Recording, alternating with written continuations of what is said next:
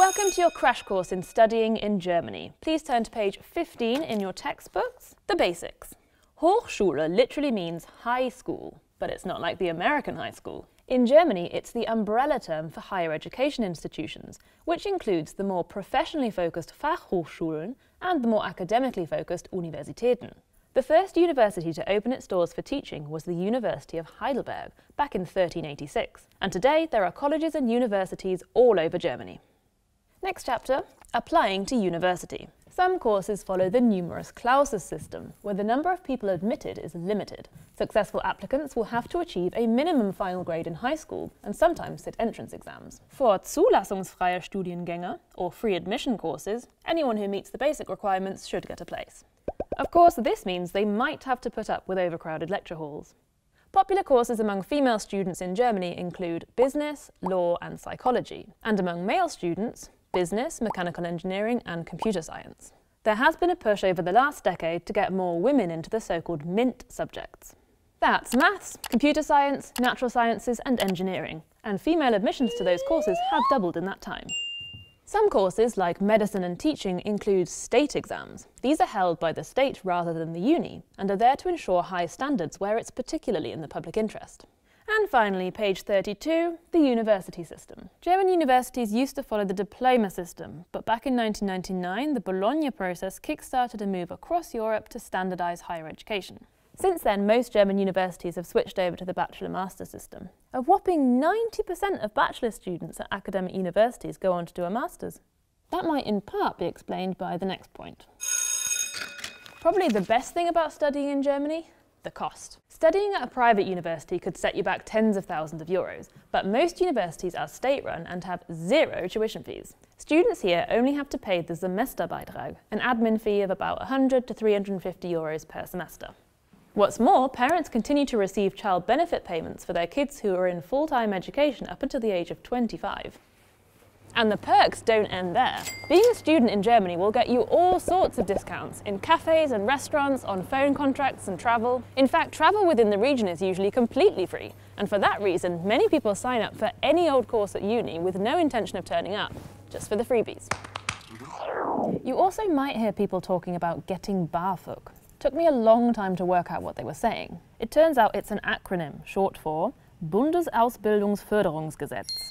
That's the law governing grants and loans for students. It's means assessed and around a fifth of German students receive it. Of course, students still have to pay for rent, books and food. Around a quarter of students in Germany live with their parents or relatives, and around a quarter live in their own flat. 30% live in a WG, which stands for Wohngemeinschaft, literally living community, which is a shared apartment. Most unis also offer spaces in Wohnheim or halls of residence, with small private rooms and shared cooking facilities. These are usually the most economic options, but you have to apply early to get a spot. Germany is a popular destination for international students, based on cost, reputation, and an increasing number of courses offered in English. In most cases, foreign students study for free here too. German universities have a good reputation, and yet they don't tend to appear at the very top of international university rankings. This could be down to money, a focus on educating the many, not the few, and the fact that a lot of research in Germany is carried out in dedicated research institutes. Even if these institutes are affiliated with the university, the research is often counted separately. So how important is a degree in Germany? Interestingly, almost 20% of the current members of parliament in Germany don't have a degree. But in certain professions it's obligatory, and in many others it's preferred, and will lead to a higher income on average. Of course, there's more to student life than studying. Also es gibt immer Partys von den unterschiedlichen Fachschaften und den unterschiedlichen Studiengängen, und ich glaube, das Leben als Studierender in Deutschland ist auch so ein bisschen aufs Feiern ausgelegt, und natürlich während Corona kommt das leider zu kurz. Also Uni ist natürlich in allererster Reihe ein Ort, wo man andere Menschen trifft, wo man gute Freundschaften schließt, wo man das erste Mal Leute trifft, die auch total ähnliche Interessen wie man selbst haben. Und an der Uni kann man sich dann nochmal ganz neu, sozusagen, wenn man erwachsen ist, aussuchen, mit wem möchte ich überhaupt meine Zeit verbringen, mit wem möchte ich meinen Kaffee trinken, so nach der Vorlesung. Es gibt diverse Freizeitangebote, also studentische Hochschulgruppen, Kunst, Musik, Lesekreise. Man kann sich auch politisch engagieren. Hast du vielleicht ein paar Tipps für junge Leute, die gerade über ein Studium nachdenken?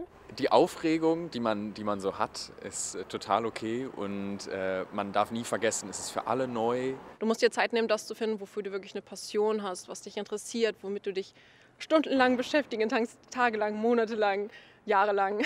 Nicht irgendwas nur studiert, weil, keine Ahnung, da gibt es gute Jobchancen oder das hat auch schon irgendwer in meiner Familie gemacht. Wenn es der Geldbeutel und die Eltern zulassen, würde ich mich nicht so stressen, was das Studium angeht, sondern die Zeit nutzen. Wenn man viel draus macht, dann kann das eines der besten Lebensabschnitte in einem Leben werden. One quite curious aspect of university life in Germany are the Verbindungen, or student fraternities. These societies own property where members can apply to live for very low rent. They organise events and lectures, and some uphold traditions such as fencing. Members are seen as members for life, contributing socially and financially to the societies long after graduation. The groups were traditionally men-only, elitist and very conservative. From around the 12th century, students across Europe joined together for protection and community. In Germany, students from particular regions formed groups called Landsmannschaften, often distinguished by particular coloured clothing. These days, it's estimated that less than 2% of students are part of a Verbindung. There are groups that remain strongly conservative, with some even plagued by right-wing extremism. But there are also women's and mixed societies, and many, but not all fraternities have ditched their dueling rituals. Thanks to the many of you who requested and inspired this topic. If you've got any more requests, post them below.